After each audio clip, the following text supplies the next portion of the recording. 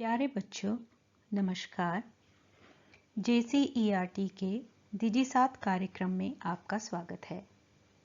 मैं कल्पना बागे आज आपकी कक्षा 6 के विज्ञान की पुस्तक के 5वें अध्याय सजीव एवं उनका परिवेश के बारे में चर्चा करूंगी।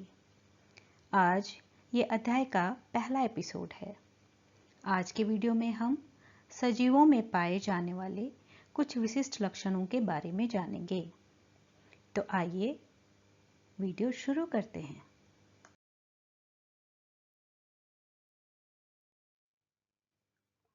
आप अपने चारों ओर पाए जाने वाली विभिन्न वस्तुओं के विषय में सोचिए। उन्हें निर्जीव और सजीवों के समूह में बांटिए। आप क्यों कुर्सी, मेज, पत्थर को सजीव नहीं कह सकते? हमें कैसे पता चलता है कि कोई वस्तु सजीव है? आइए इसके लिए सजीवों के कुछ लक्षणों पर विचार करते हैं। सभी सजीव वस्तुओं में कुछ विशिष्ट लक्षण होते हैं, जैसे श्वसन, उत्सर्जन, उद्दीपन के प्रति अनुक्रिया, प्रजनन, गति एवं वृद्धि। क्या आप ऐसी कुछ निर्जीव वस्तुओं को जानते हैं जिनमें इन लक्षणों में से कुछ लक्षण दिखाई देते हैं? जैसे कार, साइकिल, घड़ी एवं नदी के जल भी गति करते हैं।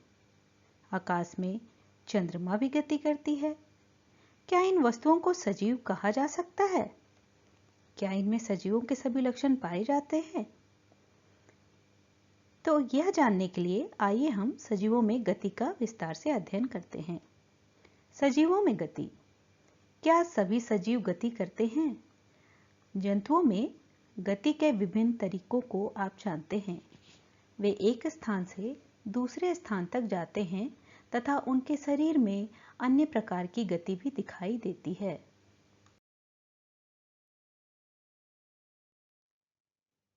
पिछली स्लाइड में हमने जाना कि जंतु गति करते हैं, अर्थात वे एक स्थान से दूसरे स्थान पर गति कर आ जा सकते हैं। आइए इस स्लाइड में हम यह जानने का प्रयास करते हैं कि क्या पौधे भी गति करते हैं। पौधे सामान्यतः भूमि में जकड़े रहते हैं, अतः वे एक स्थान से दूसरे स्थान तक नहीं जा सकते हैं। परंतु विभिन्न खाद्य पदार्थों एवं अन्य पदार्थों जैसे जल, खनिज, संश्लेषित खाद्य पदार्थ पौधे के एक भाग से दूसरे भाग में संवहित किए जाते हैं। क्या आपने पौधों में अन्य प्रकार की गति भी देखी है? लाजवंती के पौधों को छूने पर उनके पत्ते मुरझा जाते हैं।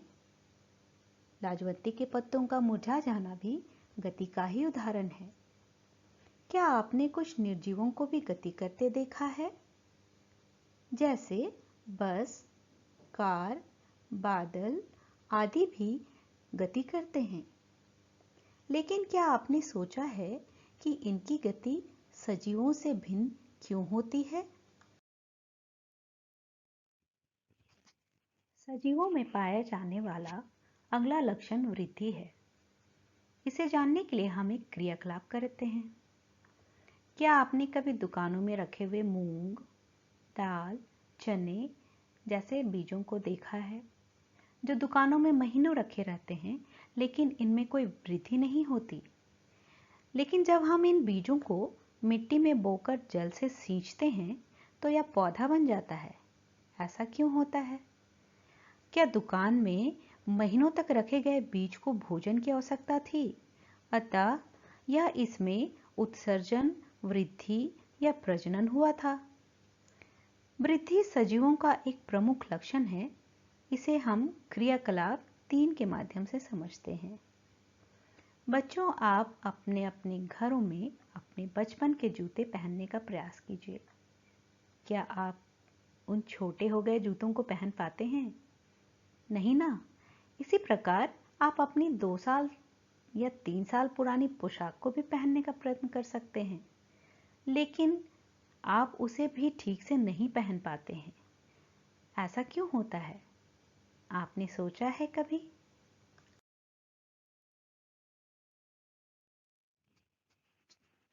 पुराने जूते और पुराने कपड़े नहीं पहन पाने का कारण तो शायद बच्चों अब आप समझ गए होंगे कि अब आप पहले से बड़े हो गए हैं और जूते या कपड़े आपके लिए छोटे हो गए हैं।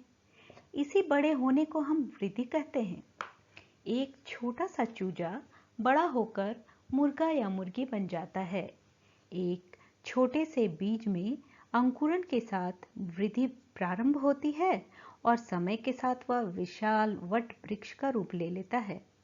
यह वृद्धि आंतरिक होती है।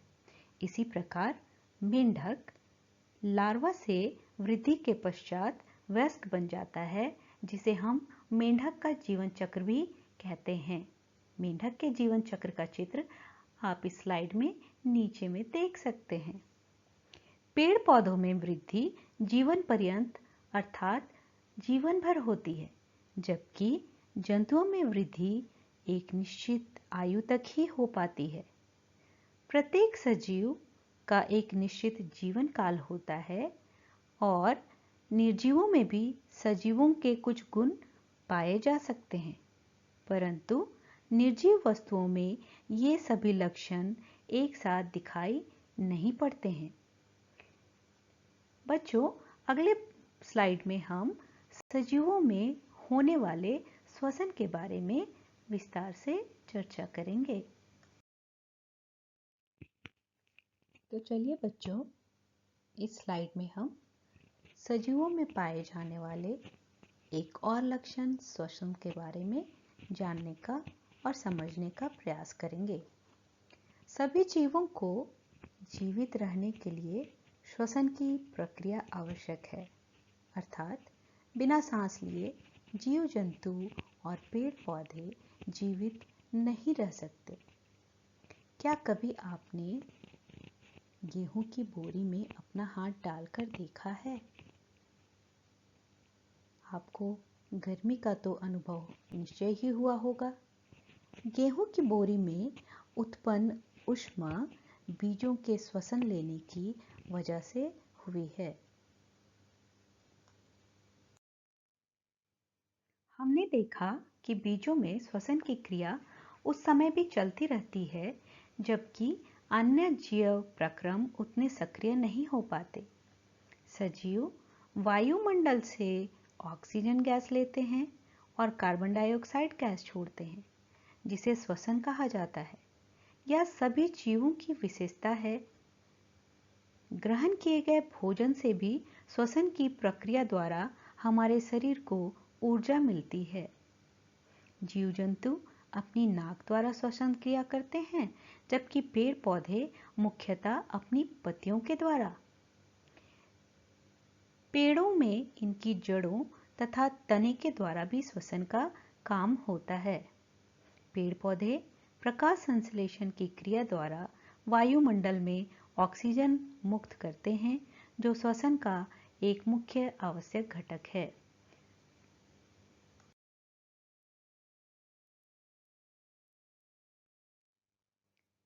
तो बच्चों, सजीव एवं उनका परिवेश शीर्षक पाठ के पहले एपिसोड में हमने यह जाना कि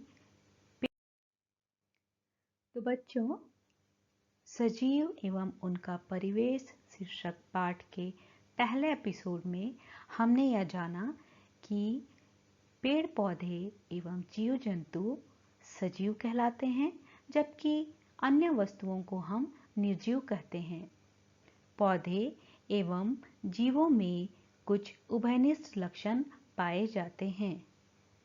सभी सजीवों में कुछ विशेष लक्षण होते हैं, जिन्हें हम श्वसन, पोषण, वृद्धि, प्रजनन, संवेदनशीलता, गति एवं उत्सर्जन के नाम से जानते हैं।